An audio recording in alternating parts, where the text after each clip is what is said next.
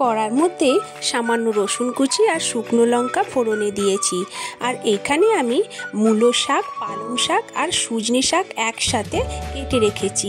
যাদের নাকি ঘুমের সমস্যা আছে, সজনে শাক খেলে নাকি খুব উপকারী হয়, ঘুমের সমস্যা দূর হয়ে যায়।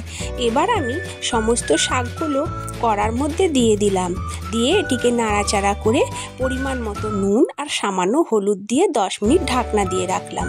ঢাকনা খুলে দেখি প্রচুর জল বেরিয়েছে, কারণ পালং শাক আছে তো, পালং শাকে তো জল আছে প্রচুর। এবার জলটাকে আমি শুকনো শুকনো করে নিয়ে ভাজা ভাজা করে নেব, নিলেই আমার রেডি হয়ে যাবে মূলো পালং সজনে শাক ভাজা। এটা গরম ভাতে এত সুন্দর খেতে লাগে কি বলবো। আপনাদের ভিডিওটা ভালো লেগে থাকলে একটা অবশ্যই লাইক করবেন আর কমেন্ট করে জানাবেন এইভাবে শাক ভাজা কে কে খেয়েছেন।